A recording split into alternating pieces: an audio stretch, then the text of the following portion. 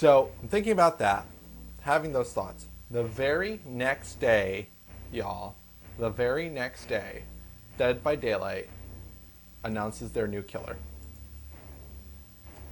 The next Dead by Daylight killer is the twins, and oh god, please no. Um, so, we'll watch this trailer. We'll just watch this trailer and then we'll talk about it. Turn on my desktop audio.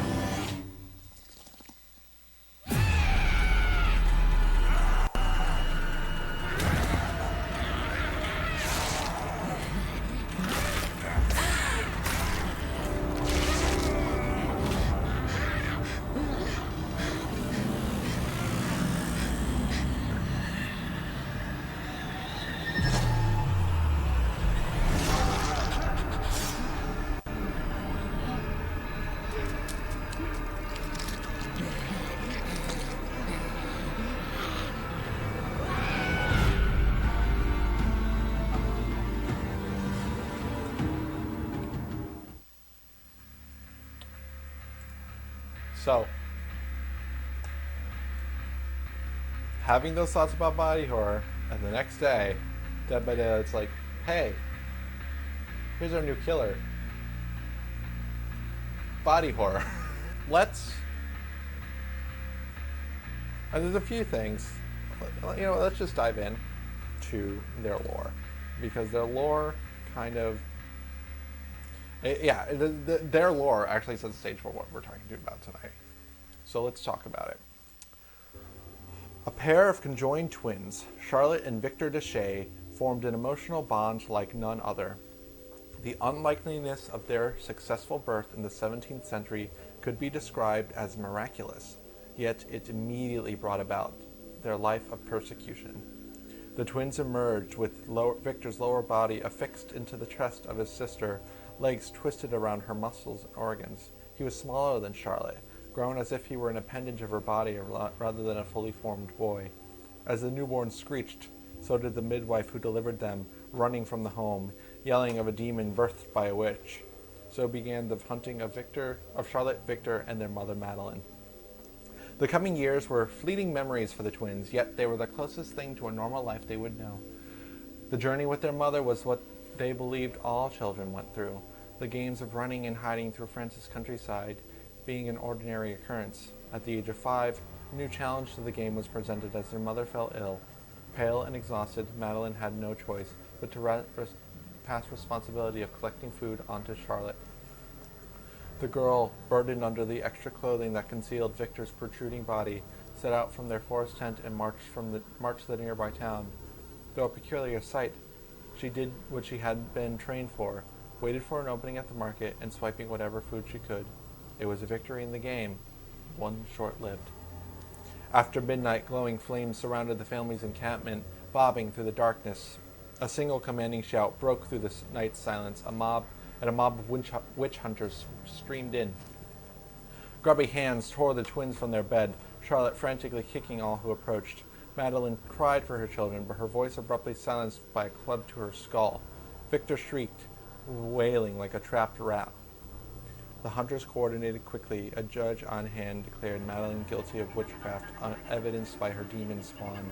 Within minutes, they shackled her unconscious body to a tree, surrounding her feet with dry twigs and moss. As she awoke, she did not struggle, only begged her children to turn away. They would be given no choice. The twins were forced to watch as the torch was lit, and they watched as flames leapt up their mother's skirt, charring and sizzling her flesh. They watched as fat dripped from her body and her face bubbled and twisted. They watched until the screams that tore her vocal cords were no more, and all that was left was the crackling of embers and a nauseating stench. Whatever joy and goodness were in them died with their mother.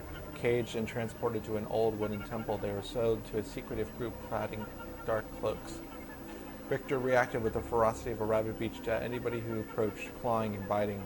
The only solace that would calm him was the embrace of his sister, bitter and hateful to all but her brother, and found purpose in being his protector. Within the temple, they were exposed to unusual experiments, some cruel, many simply baffling. One day they would be made to break the neck of a small gray bird. The next, they would bleed their finger into a vase of roses. Every seventh day they would sleep with a branch of damp oak beneath their bed. Then there was the chanting, a never-ending chorus from cloaked figures on scheduled intervals. In time, a final experiment was planned. Two robed figures herded the twins to the center of the temple, holding Charlotte upon an altar in a room lit with candelabras. The wrinkled face of a man peered from under his hood, placing a hand on the forehead of each twin, making careful examination of their skulls. Memento mori, he uttered as he withdrew a shining blade. Charlotte rolled to her side, shifting her brother off the altar. With a screech, he stretched his arm as far as he could, knocking the candelabra to the ground. The flames took to dry wood immediately. They swept over the floor, igniting the black robes that brushed against it. Screams of agony pierced the chaos, invigorating Charlotte. She dashed through the infernal, vision concealed with nothing but black smoke and blazing flame. A painful heaviness filled her lungs. No exit could be found, every step leading to the overwhelming heat. She felt her knees suffocating and then saw it. Sunlight, trees. She stumbled from the fire into dewy grass. Without looking back, she ran into the forest until she collapsed. When Charlotte opened her eyes, she reached for Victor's hand. He made no attempt to budge. His body hung helplessly from her torso. She clasped his face and stared into his sad, still eyes. The movements she was accustomed to, his body pulling at her skin, his legs prodding at the cavity in her chest, were no more. Victor was dead. Charlotte had no choice but to continue moving as she mourned, fearing black cloaks and witch hunters were prowling. She concealed her brother's corpse under her clothing and marched for the sewers of a nearby city. There she set up camp, often emerging often to steal whatever food she could, resorting to raiding barns for pig slop when desperation set in. Throughout the years, Victor's corpse rotted as his limbs oozed and blackened, yet his body demonstrated resistance to complete decomposition, as if his sister's blood still coursed through him. Protecting his lifeless body became Charlotte's sole reason for being, refusing to ever be separated from the one only family she had left. Life into her teenage years was a gamble for survival. Her hatred for humanity grew under the realization that they would never leave her be, no matter how many died during her botched robberies or desperate attempts to escape. There would always be more to pursue and sling words of condemnation at her. Monster, demon, witch. And it was the Black Cloaks who were the worst of them. Their hunt for her was unending, forcing her to constantly abandon shelter and run. For years Charlotte fled, drawing blood out of necessity, cradling her long-dead brother in the night. During a frigid winter, her body began to break down. Food was scarce, and the refuge of rickety shacks were no use against the freezing temperatures. Sickle in hand, she sheltered near the campfire in the woods, not knowing if the black cloaks would take her before the cold did. As frost crystallized around her nostrils and her lips took on a gentle blue hue, Charlotte felt something she had never experienced: acceptance. She closed her eyes, opening herself to the serenity of death, when a shriek, shrill and vicious, pierced her ears. Victor spasmed, flailed from her chest, a cloud of fog encompassing him. Before she could correct, he spilled from her in a bloody puddle, landing on the snow and running. Pulling herself from the edge of death, she gave chase.